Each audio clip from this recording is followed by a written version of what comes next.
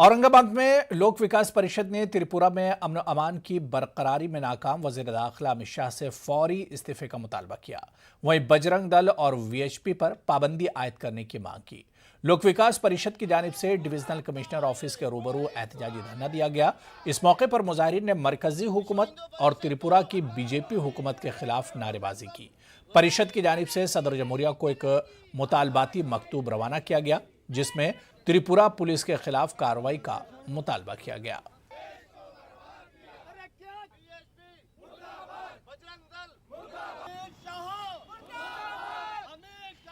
त्रिपुरा के अंदर पुलिस की तरफ से और सेंट्रल गवर्नमेंट की तरफ से लापरवाही की वजह से आज 160 मसाजिदें वहाँ पर नजर आतिश किया गया। 26 मसाजिदों को मुअत्तम कर दिया गया। कारोबारी इलाकों को आग लगा दी गई और कई घरों को जो है तो जला दिया गया। और आज वहाँ पर शैतान का नंगा नाच चल रहा है। इस जुल्म ज़्यादती और नाइंसाफ़ी के खिलाफ हम जो है तो मैदान अमल में आए हैं और आज हमने मेमोरेंडम के ज़रिए से एक अल्टीमेटम दिया है कि अगर जो है तो इस पर हमारे इस मुतालबे पर विश्व हिंदू परिषद, बजरंग दल, वीएचपी और जितने भी जो है तो जो नफरतों का जहर घोलने वाले ताकतें हैं, चाहे वो कोई भी मजहब जाति से ताल्लुक़ रखते हो, अगर उनको जो तो दहशतगर्द अगर जो है तो करार नहीं दिया गया तो हम जो है तो 11 तारीख से एक आंदोलन की शुरुआत जो है तो करेंगे। ये हमारा छोटा सा निदर्शन है, लेकिन यहाँ पर भी हमारे पुलिस वाले भाई खड़े हैं। तो इतना बड़ा मोर्चा था तो वहाँ क्या पुलिस नहीं थी?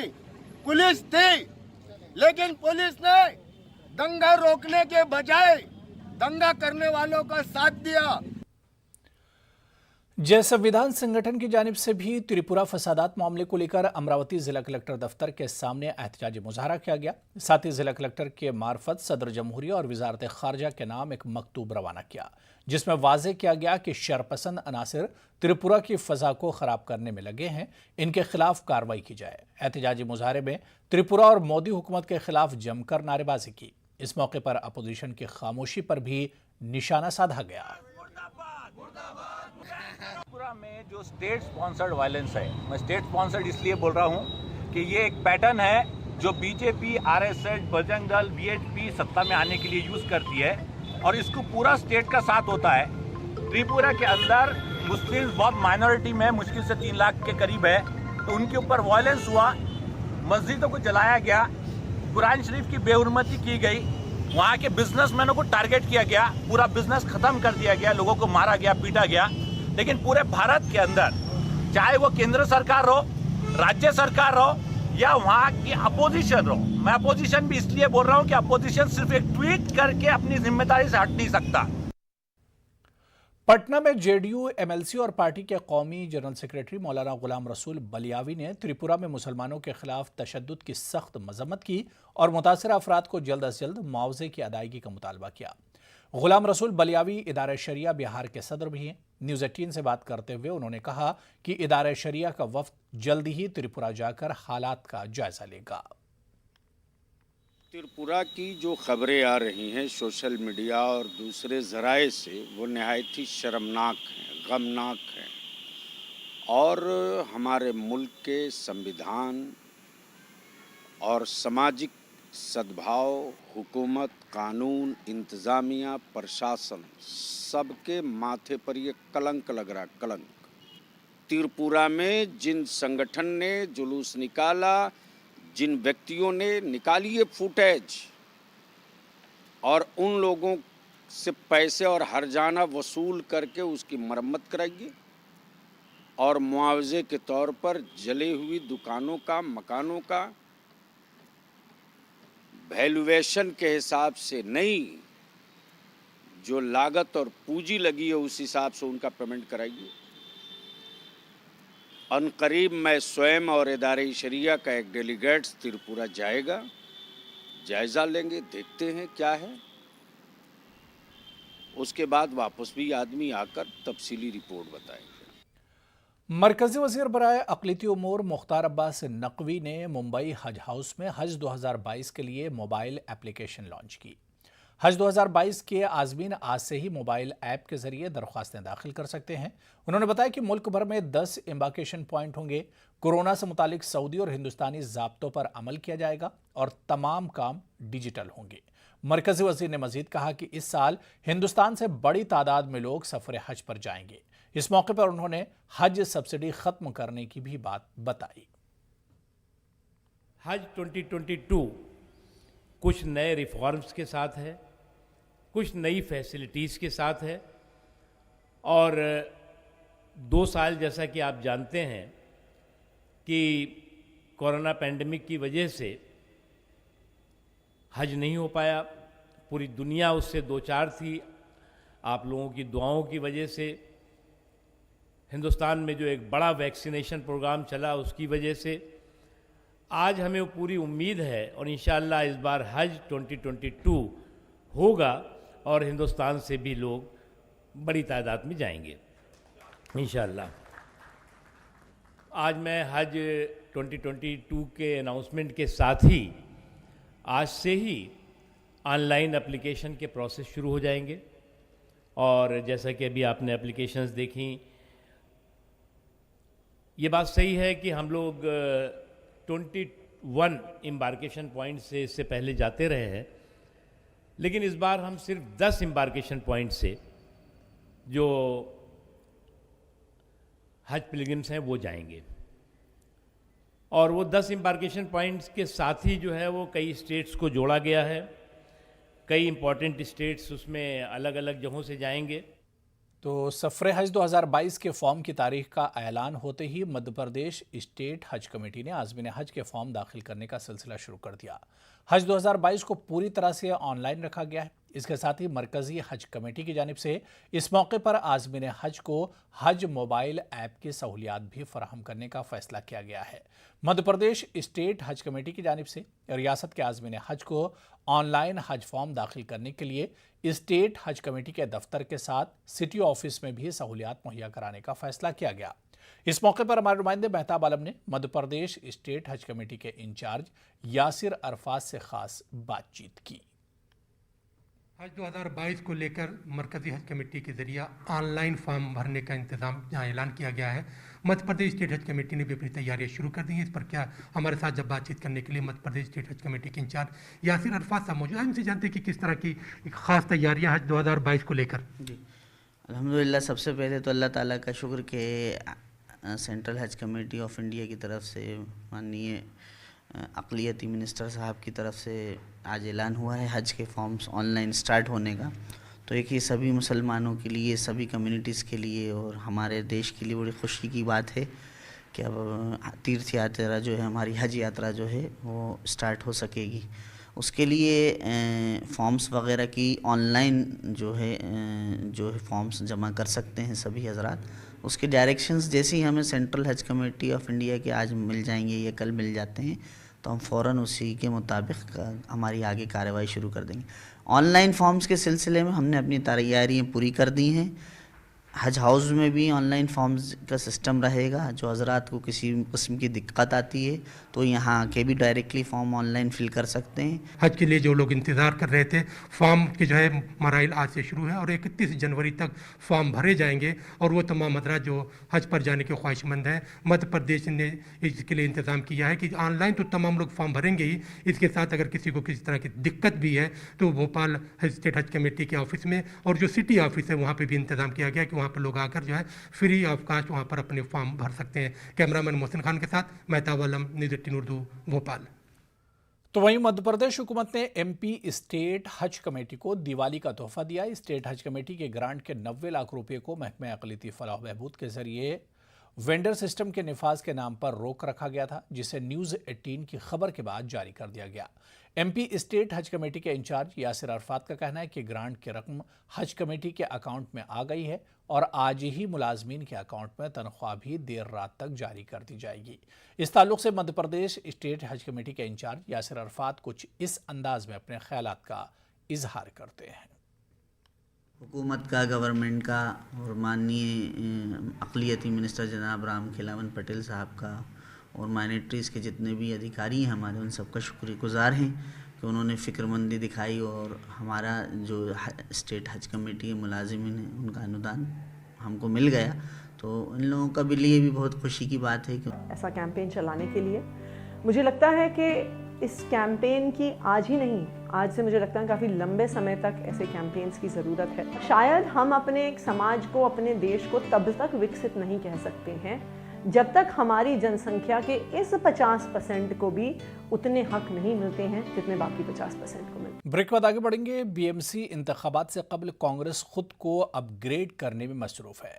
नौजवानों और आवाम को कांग्रेस पार्टी से जोड़ने के लिए डिजिटल मेंबरशिप का आगाज किया गया है, जिसके जरिए पार्टी कारकुन सीधे राहुल गांधी से रब्ता कर सकेंगे। मुंबई कांग्रेस का दावा है कि मुंबई से 20 लाख से ज्यादा नए अफराद को पार्टी से जोड़ा जाएगा। इस दौरान बीएमसी इलेक्शन तनहा लड़ने का नारा भी दिया जाएगा।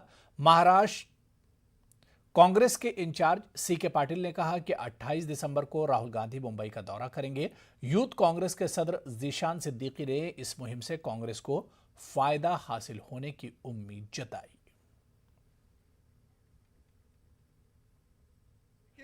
हम जो यूथ है, हम तो इससे यूज्ड टू है कि यूथ कांग्रेस में हम हमेशा मेंबरशिप करते हैं और लाखों की तादाद में मेंबरशिप करते हैं।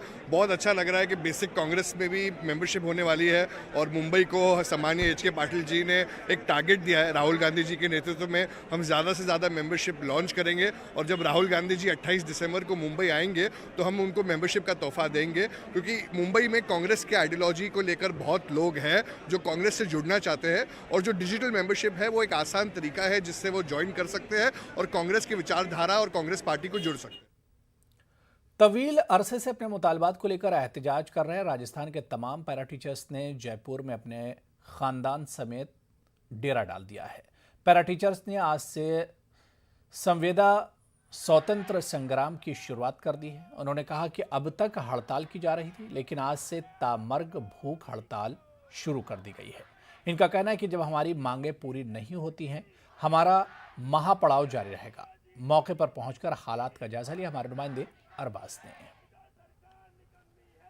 15 अक्टूबर से राजधानी जयपुर में अपनी मांगों को लेकर आंदोलन कर रहे राजस्थान के राजीव गांधी पैरा टीचर, मदरसा पैरा टीचर और शिक्षा कर्मी आज राजधानी जयपुर में महापड़ाव डाले हुए हैं। मेरे पीछे आप जो तमाम लोगों की भीड़ देख रहे हैं, राजस्थान के अलग अलग जिले से पहुंचे पैरा टीचर हैं, मदरसा पैरा टीचर हैं, बच्चों को तालीम देने वाले वो शिक्षक हैं जो सरकार से ये मुतालबा कर रहे थे, ये मांग कर रहे थे कि उनको नियमित किया जाए। हालांकि जो चुनावी वादा सरकार ने किया था, पिछली बार भी यहाँ से दांडी मार्च किया गया था, काफ़ी मांगे की गई थी, गांधीवादी तरीके से आंदोलन किया गया था, लेकिन सरकार की तरफ से कोई सकारात्मक रुख नहीं मिला।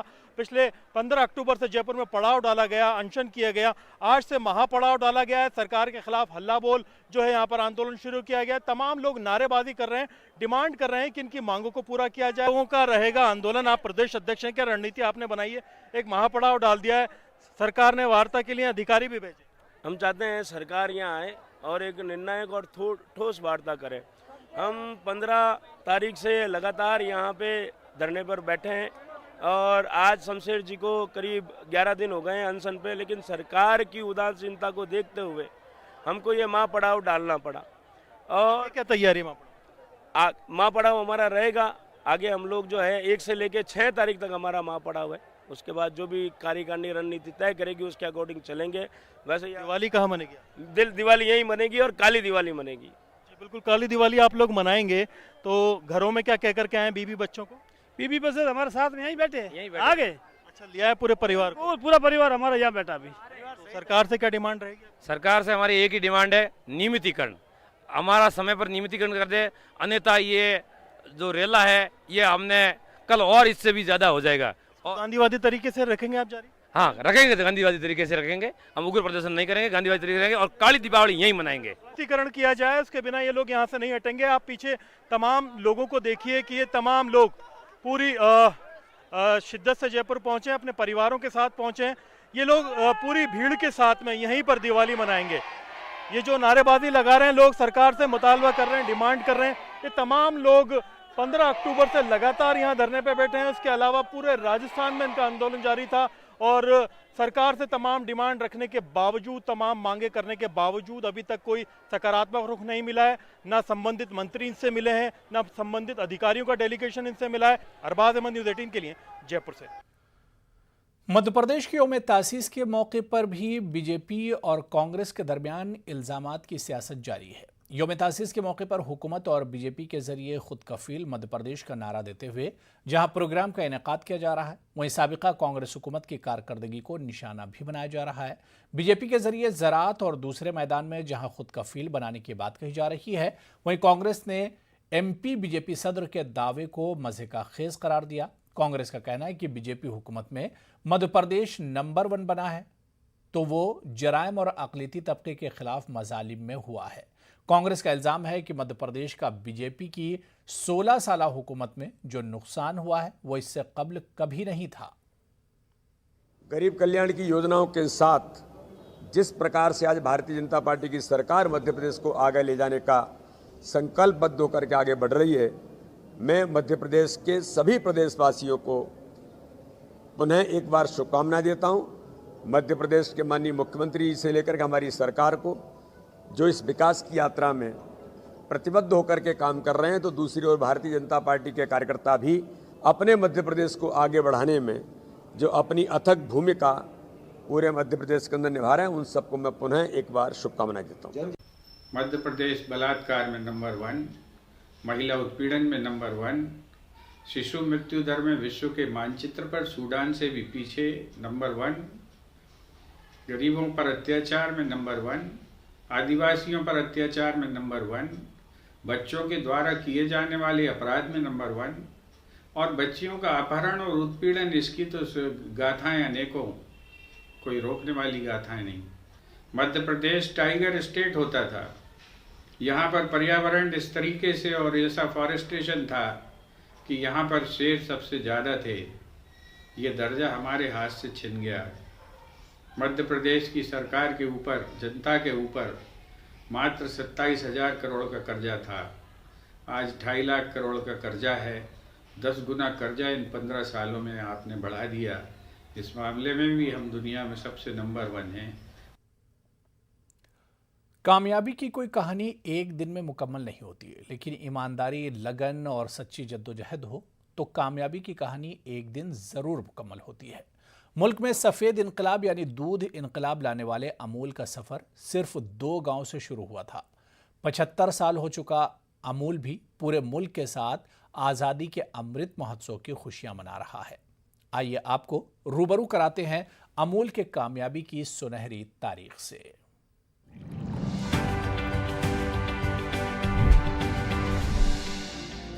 अमूल ने आधुनिक तकनीक के इस्तेमाल में कभी देर नहीं की। साल 1975 खेड़ा में सहकारी आंदोलन के सदस्यों के लिए टेलीविजन लाया गया। गांव के लोग मिलकर टीवी देखते और खेती के आधुनिक तरीके सीखते। साथ ही गांव के विकास के लिए जरूरी बातें भी आधुनिक नजरिए से सीखने को मिलती। गांव के लोग रोज ही साथ में टेलीविजन देखते थे। इससे उन्हें नई बातों का ज्ञान तो मिलता ही था, उनमें सहकार की भावना और ज्यादा मजबूत होने लगी। इस तरह टेलीविजन तकनीक ने एक नए नजरिए का विकास किया। बेंगलुरु में एक दीनी मदरसे को स्कूल से जोड़ने की पहल हुई है। खुद्दामुल उलमा नामी तंजीम की कोशिश से मदारिस के तलबा दीनी तालीम के साथ जदीद तालीम भी हासिल कर सकेंगे। आप ये ख़ास स्टोरी देखिए और मुझे इजाज़त दीजिए। आदाब।